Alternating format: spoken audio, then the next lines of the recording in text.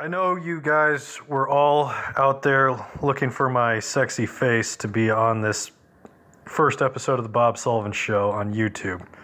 However, due to some technical difficulties with WeTransfer.com, the video was stripped. We still have the audio, but here is the first episode of the Bob Sullivan Show with Thor Tripp from Piezon's Pizzeria in Omaha, Nebraska. Piezon's is home to We Care Wednesdays.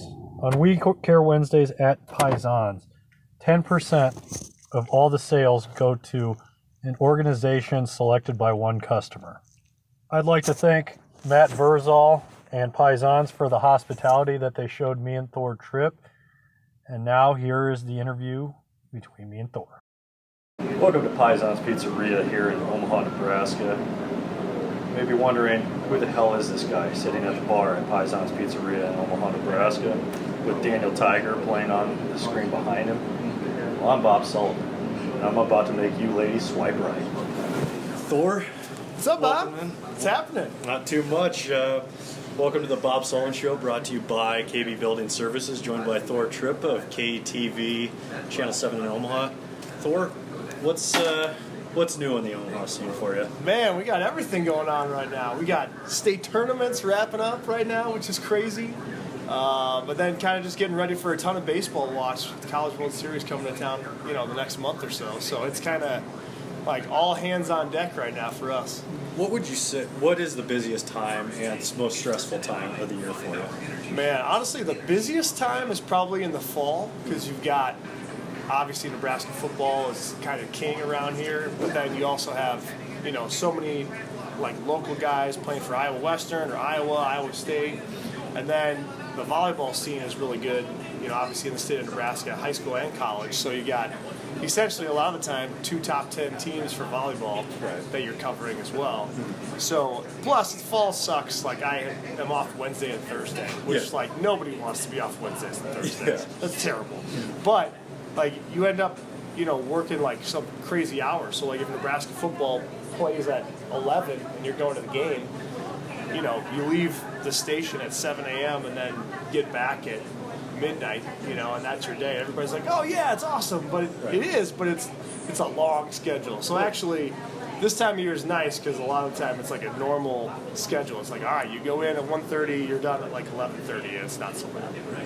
There are 2 things. There's not a lot to do in Nebraska, so there's 2 things that old people and a lot of other people like to ask, and that is, how tall are you and how's the weather? Very true. Yeah, it's very if true. You're over like 5'10" in the state of Nebraska, somebody old's going to be like, hey, how tall are you? And it's like, well, I'm like 6'5". Yeah. Well, how tall are you? Yeah, 6'5". Okay. There you go. Yeah. And the weather's great today. Yeah. So that's fantastic news. Yeah, it's funny, like, being on TV, I think people ask you, I've been asked legitimately everything, and people have a different opinion of me based on what they see on TV like every day. So I've been told that I'm taller in person and shorter in person, skinnier in person and fatter in person. Oh, wow. So I've been told that I'm everything. So I have no idea what like the normal is, but I'm somewhere in between, I guess, with all those things. Well, it's crazy. For you out there, the camera adds 275 pounds for me. But actually, I mean, you, I think, are you on a diet right now? Because it looks like you've trimmed like a little down. bit. A little bit. I'm trying to just like actually go work out once in a while, which helps. That's always a good thing. I've started walking. Yeah, there you go. Yeah, I like that. It's a surprise one. I don't run anything besides like the dishwasher. So I'm not running. Okay. Otherwise. All right. Yeah. The running's not fun. It's not happening. The walking, actually, as I've gotten older, being 29, it's you wouldn't tell from the hair, but at 29, you wake up and it's like an old house when you get out of bed. Oh, like yeah. all this cracking. Oh, yeah.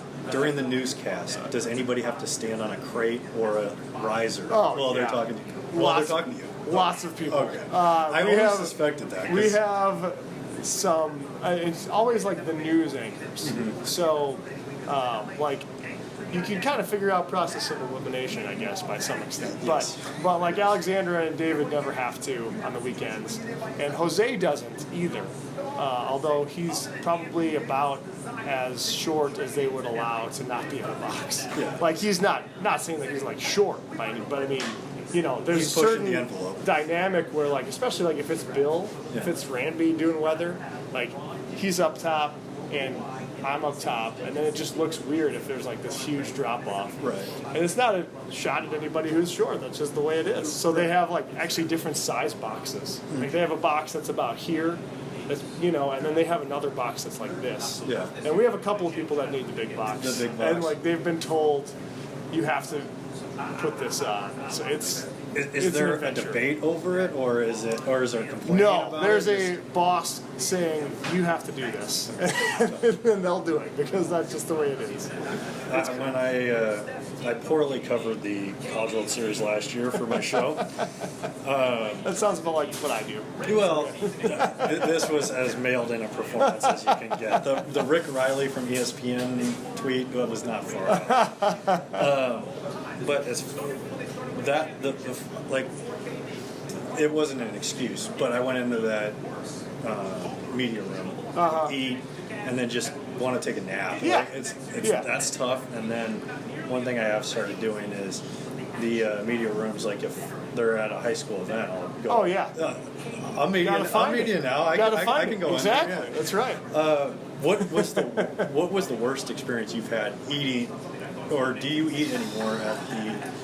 And it's not because of the food; it's because you ate too much and then you were just unable to. Oh yeah. Actually, I think the worst experience in terms of eating at the College World Series is every day you're upstairs in the media room and they have beer on tap for everybody that has paid tickets in that same room. So I don't know if people understand that the tickets you can purchase up there to be in the press box. So there's a mixture of fans that are drinking and hanging out with the people who are covering the event, which doesn't make any sense at all. No. So the whole no clapping in the press box thing, like people clap at the press box because they have tickets. Right. So everybody's up there and like they'll get like a beer on tap and you're like running around, it's 100 degrees and you're sweating, running from building to building to get to your live shot and all that stuff. And these people are like, yeah, give me a couple of beers. And I'm just kind of looking over at them like, yeah, that'd be nice. A beer at a baseball game. No, not for me today. Got to come in on a day off for that. So that's probably the worst experience. It's like, God, I could really use to like relax right now. And do, nope, not happening. Yeah, especially in the AC and then just looking down at all the people in the crowd that are just sweating with their... like the left field, the left field berm, and like just people are struggling with the GA seats out there because the sun's just pelting on you from the afternoon and the evening, and it's just brutal. There was last year, so went up to the press box. It was a little crowded, so I went back down and went to hang out with some people. I didn't have sunscreen because I was like, okay, I'm going to be sitting up at the press box. And so I didn't think like, hey, there should be sunscreen at the concession stand, which there was. But instead, with the clear bag policy now, you can see, oh, that woman has sunscreen in her purse. Yeah. And it's like, hey, could I borrow some of your sunscreen? I had to walk around the entire concourse. And eventually one lady was like, yes, I have some sunscreen. Yeah, here you go. But it took me like 12 awkward conversations of me looking into another woman's purse. I see some banana boat in there. Is that what that is? Yeah, I think you have about $32 in change in there as well. But yeah, that's and for the championship, I wasn't even able to go up. Oh yeah, it's crazy. Guys, we got your pie right here. We got the Dave, which is sausage, cream cheese, pineapple, and jalapenos. The Omeo Dio, which is our Phoenix chicken, cream cheese, and pepperoni. The Ducci, which is just cream cheese and pepperoni. And our Haas, which are meat lovers. It's Canadian bacon, hamburger, sausage, and pepperoni. Wow. I assume this is all good for the keto diet? This is, it's all good for keto diet. Okay, awesome. Thank you. All right, well, shall we dig in? I think so, man. All right, what? Gotta get it done. Yeah. When they're like, oh, well, you can't have pineapple on a pizza. Well, so what? I love pineapple on a pizza. Like, I'm all over it. It's a fantastic. pizza. Everything is can delicious. go on a pizza. Yeah. I mean, I'm not a huge pineapple fan, but I'm a fan of it on pizza. I like that. All right. Alrighty, Cheers, cheers. buddy. Well done. As far as with, you've covered a lot of events over the last, I guess it's 8 years now. Yeah. Is there something locally that you have not been able to cover yet that you've always wanted to? Not really. I mean, there are. I will say some of the most fun things that I've done around here, like community-wise, aren't necessarily covering a sporting event there.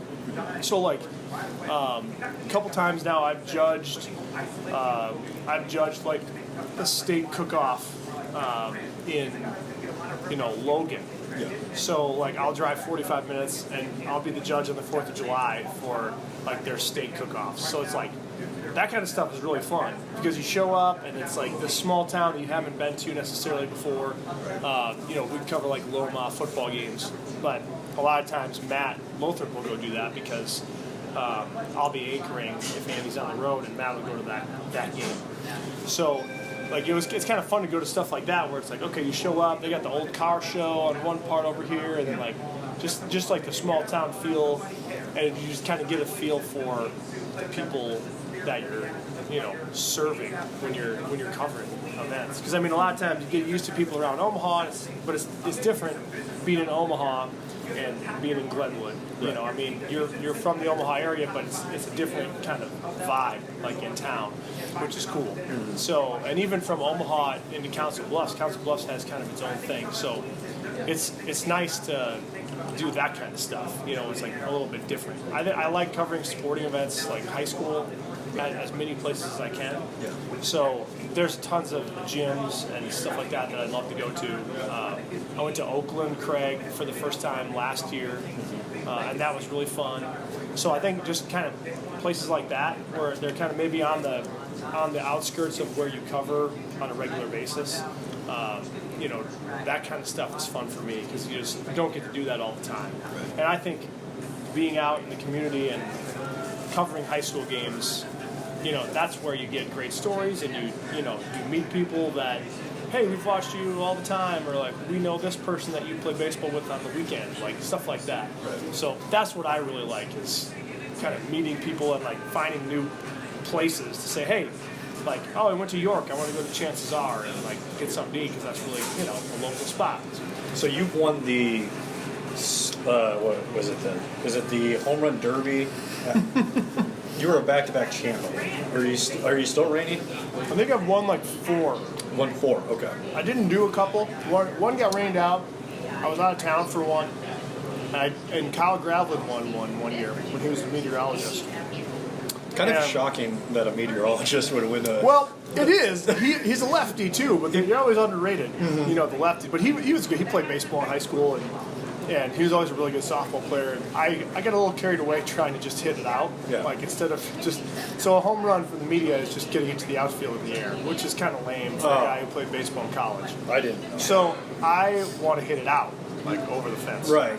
You want to Which I've done. You want to make it real. Yeah. So like last year I hit 3 out of the park. At TD.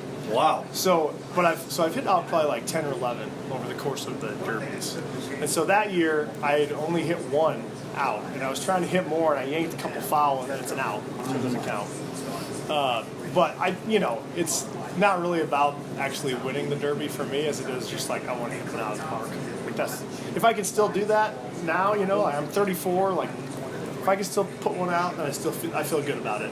Well, you're doing better than most of the college kids that are playing at TD. I mean, I'm not to knock them, but it's and what are you having to use a BB Corp bat? What is a bat? Well, we just use like whatever they show up with. Like they'll provide a bunch of stuff. They use the baseballs that they'll use in like the minor leagues and stuff now.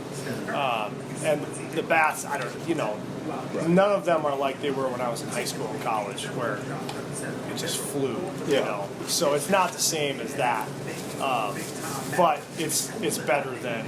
It's similar to what they use in college now, basically. So it's not too bad. But it's funny because now, if you look at like the home run totals, there's been as many home runs hit at TD this year as they have at Haymarket Park in Lincoln, which is weird to think about because you think about it being such a wasteland in like center and in the gaps at TD. Yeah.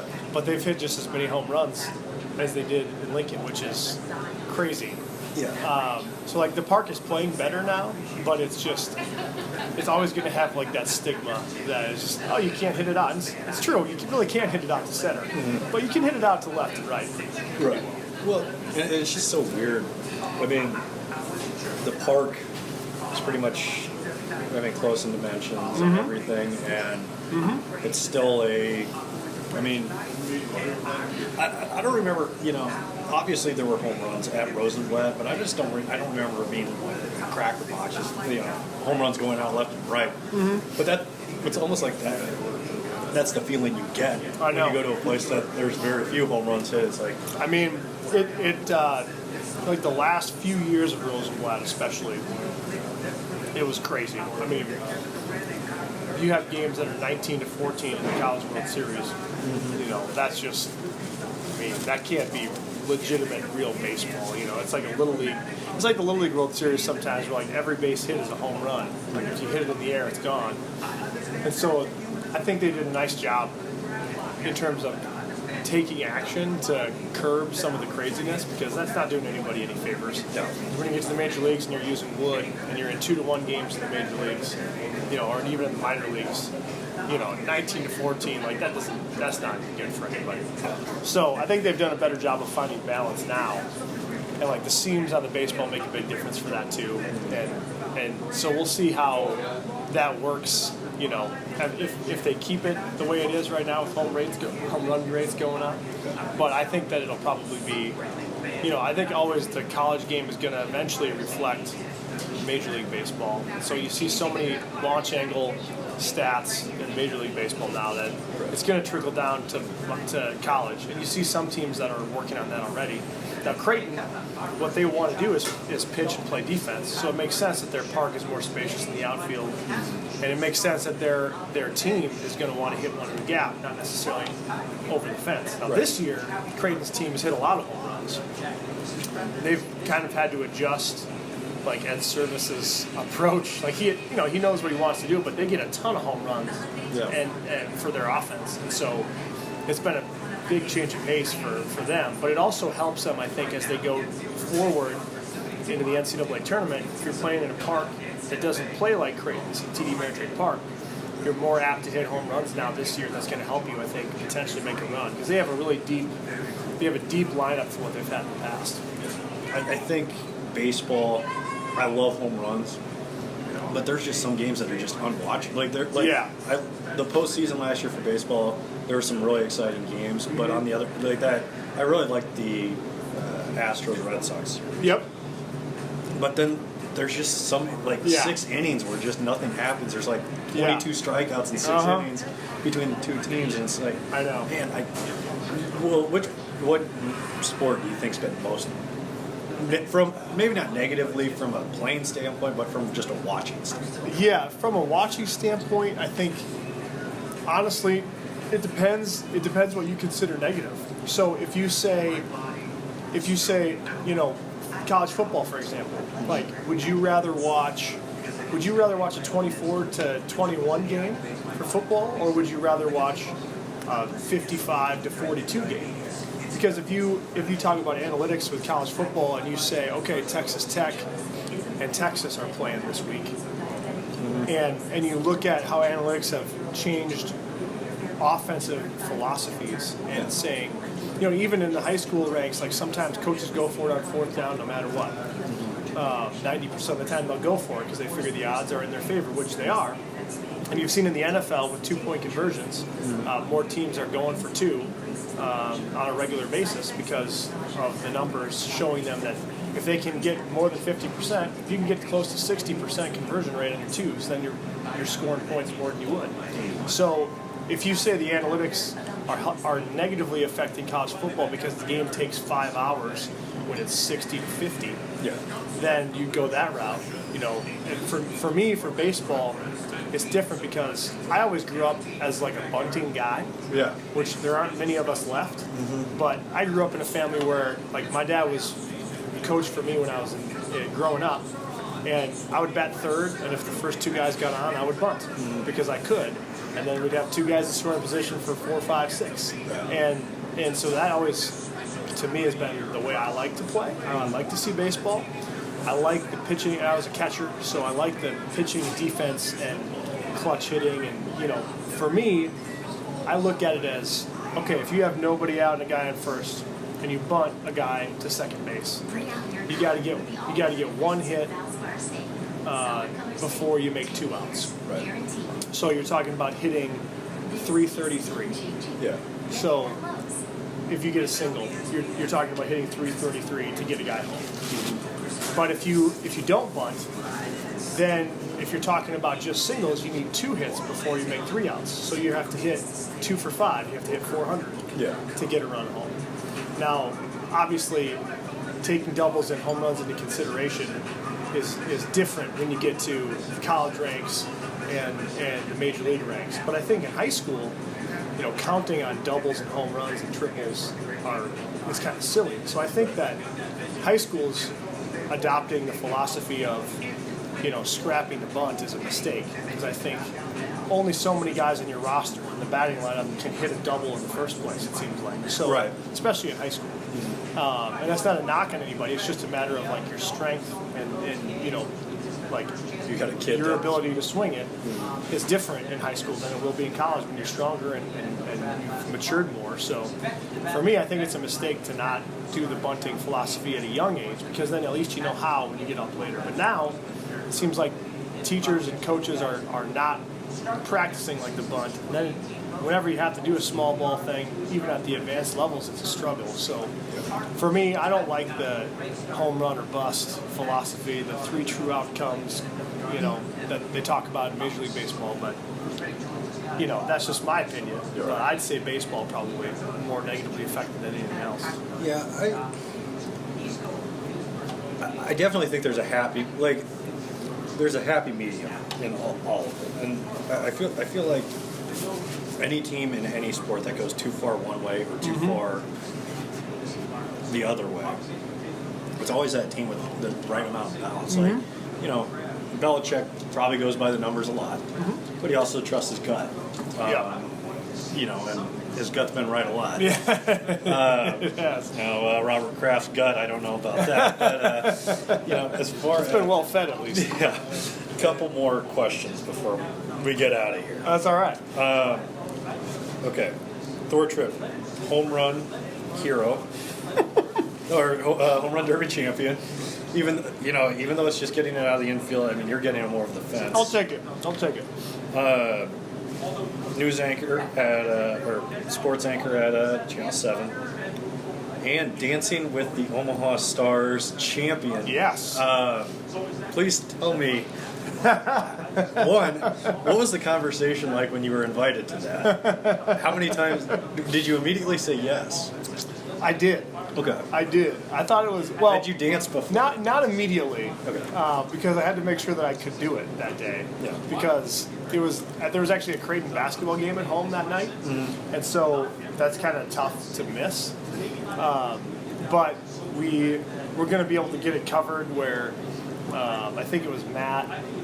I think Matt was anchoring that day, and then we had a photographer who was able to shoot the game, so Matt didn't have to run back and forth and do it all. But actually, my mom owned a dance studio in Minnesota growing up. So yes, I have You had danced some before. Insider help. Yeah. Well, I had done it, throughout my life, so it was a little bit easier for me. And plus, my wife always danced growing up, and even back in Omaha, she was dancing with the Nighthawks and with the Omaha Beef and with the Mammoths for a while when Carmen, one of her friends, was coaching. Carmen was a former Dallas Cowboys cheerleader. She was the one I danced with on the show. Okay. So because of Carmen, I knew that, she'd have it together, because Kaylee had worked with her and a bunch of the girls, she was a monster. She was a beast. Yeah. So she was going to be great. Yeah. So I just had to show up, kind of make it look like I knew what I was doing and wasn't too rusty, and then make it happen. But I think everybody was just so surprised that I had any rhythm at all because I'm a big dude. You know how it is. Like, you're a big guy on the dance floor, like, people notice. Yeah. And so if you're terrible, it's, sticks out like a sore thumb. Well, especially when you're the only two up there. Yeah, exactly. And that was really fun, actually. We had a good cheering crowd, good fan base. My parents were here from Minnesota, so my mom was pumped to watch me dance, which obviously doesn't surprise anybody. But my wife is crazy supportive. She made like all these signs with lights and everything, and everybody had like Thor faces that they were. It was insane. But yeah, that was a blast. Everybody loved it. I think everybody was just so surprised. I still have people, it's been probably 5 or 6 years since I did that, and I'll go to games and I'll still have people say, man, when you did Dancing with the Stars, that was the best. And that's like one thing that sticks with people more than any story I ever did. Right. Is like, yeah, he was awesome on Dancing with the Stars. That was fun. So I was like, all right, I'll take that as my claim to fame. I'm happy with that. I appreciate your time. Yeah, thanks man. for coming out to Piezon's. Thanks for hosting us. Happy to be here. It's fantastic. And I'm full. Yeah, same here. I didn't think I would be, but There you go. Well, this will be the Diners, Drive-Ins, and Dives version of the Bob Sullivan Show.